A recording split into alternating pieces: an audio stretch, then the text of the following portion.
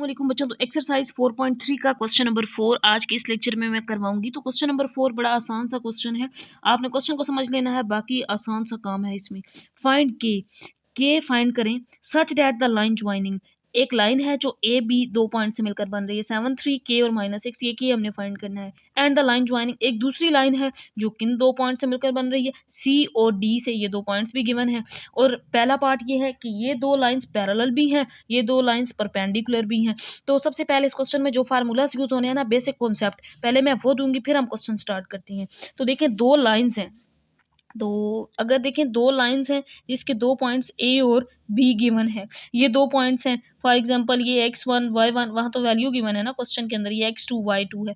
अगर ये दो लाइंस हैं, इस लाइन की स्लोप कैसे निकालते हैं, ये फार्मूला आपने याद रखना है। स्लोप को m से डिनोट करते हैं। स्लोप होती है y2 minus y1 divided by x2 minus x1। ये स्लोप निकालने का फार्मूला है, जो एक्सरसाइज 4.3 वैसे मैं स्टार्ट में क्वेश्चन में डिटेल से बता चुकी हूँ। इस क्वेश्चन को स्टार्ट करने से पहले फिर अगेन बता रही हूँ। तो अगर देखें ये ए बी लाइन है, एक दो लाइन एक और लाइन आ जाती है, ये सी और डी है, ये भी इसी तरह x1 y1, इसकी स्लोप निकाल लेंगे x2 y2। इस लाइन की स्लोप को m1 का नाम दे देंगे, ये जो दूसरी लाइन है इसकी स्लोप को m2 का नाम दे देंगे, ये भी इस तरीके से निकालेंगे y2 minus 1 x2 minus x1। दो लाइंस है। अब क्वेश्चन के अंदर ये कहा गया है कि दो लाइंस पैरेलल हैं, दो लाइंस परपेंडिकुलर हैं। तो आपने ये कंडीशन याद रखनी है फॉर पैरेलल। अगर दो लाइंस पैरेलल हों, अगर दो लाइंस पैरेलल हों तो दोनों की स्लोप क्या होती है, ये फार्मूला है, एक दूसरे के इक्वल होती है। एमसीक्यूज में भी पूछा जा सकता है। इस फार्मूला को मैं इस तरीके से भी, वैसे यूज तो यही करना है, इस तरीके से भी लिख सकते हैं, m1 minus m2 is equal to 0।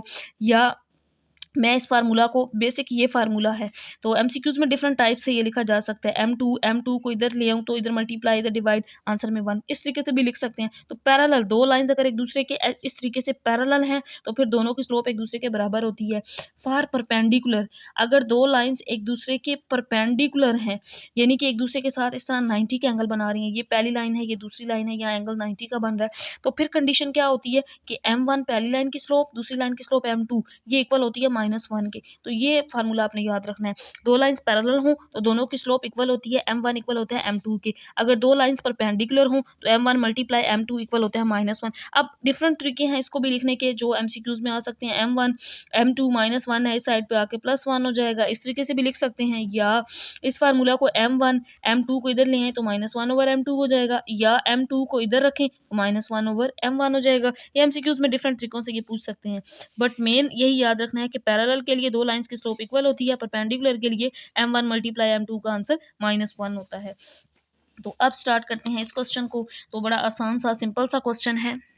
तो इसमें ये कहा गया है कि के फाइंड करें। ए बी एक लाइन है, जो एक लाइन इन दो पॉइंट से बन रही है, एक लाइन इन दो पॉइंट से, ये लाइन पैरेलल भी है परपेंडिकुलर की। दोनों के लिए कंडीशन निकालेंगे। पैरेलल के लिए दोनों की स्लोप इक्वल होती है, परपेंडिकुलर के लिए दोनों की स्लोप -1 की इक्वल होती है, दोनों की स्लोप्स का प्रोडक्ट -1 की इक्वल होता है। तो अब इसका सोल्यूशन स्टार्ट करते हैं। होप सो बेसिक कॉन्सेप्ट समझ आ गया होगा सबको। तो ए जो पॉइंट है ये 7 और 3 है, और जो बी पॉइंट है ये के और -6 है।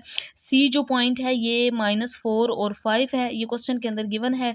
डी पॉइंट -6 और 4 है। तो दोनों लाइंस की सबसे पहले हमने स्लोप निकालनी है। तो पहले स्लोप ऑफ ए बी, इसकी स्लोप निकालेंगे, स्लोप ऑफ ए बी। तो जो पहली लाइन की स्लोप है ये वाली, तो इसको मैं m1 का नाम दे रही हूँ, m1। तो फार्मूला क्या होता है, y2 माइनस y1। फार्मूला अभी मैंने बताया था, ये याद रखना है, x2 माइनस x1 होता है। अब इसके अंदर वैल्यूज a b की स्लोप, ये x1 y1, ये x2 ये y2 है, तो y2 माइनस y1 -6 -3 हो जाएगा, x2 माइनस x1 तो ये k -7 हो जाएगा। ये आ गई है पहली स्लोप m1। अब हमने दूसरी लाइन की स्लोप निकालनी है, slope of C D, slope of C D, जिसको मैंने यहाँ पे नाम दे दिया है m2 का। तो फार्मूला अगेन वही, y2 माइनस y1, स्लोप निकालने का, दो पॉइंट्स के दरमियान स्लोप निकालने का फार्मूला होता है x2 माइनस x1। तो अब इसके अंदर वैल्यूज पुट कर देंगे, y2 minus y1 4 - 5 divided by x2 minus x1 -4, और ये -6 और ये +4 हो जाएगा। तो इसके अंदर वैल्यूज पुट कर दी, 4 - 5 -1 -6 +4, आंसर -2, माइनस से कैंसिल आउट तो 1/2। ये आ गई m2 की स्लोप। दोनों स्लोप्स हमने फाइंड कर ली हैं। अब पहली कंडीशन है क्वेश्चन के अंदर ये वाली, पैरेलल के लिए, फिर परपेंडिकुलर के लिए निकालेंगे। तो पहली कंडीशन है पैरेलल के लिए, और अभी मैंने बताया था कि पैरेलल के लिए m1 इक्वल होता है m2 के। पैरेलल की कंडीशन ये है कि slope of A B is equal to slope of C D. तो स्लोप m1 की स्लोप ये वाली, जिसको मैं ये लिख सकती हूँ 6 और 3 -9 और k -7, ये वाली। तो यहाँ पे आप इसकी स्लोप पुट कर देंगे -9 ओवर k -7, और m2 की स्लोप का आंसर 1/2 आया है, यहाँ पे पुट कर देंगे। तो यहाँ से k निकाल सकते हैं, क्रॉस मल्टीप्लाई कर देंगे। k -7 is equal to -18। k find करना है तो -7 को इस साइड पे ले आएंगे, +7 हो जाएगा।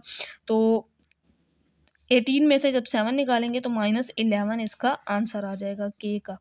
ये पहली कंडीशन पैरेलल के लिए हमने के फाइंड कर लिया। अब क्वेश्चन के अंदर दूसरा पार्ट था परपेंडिकुलर।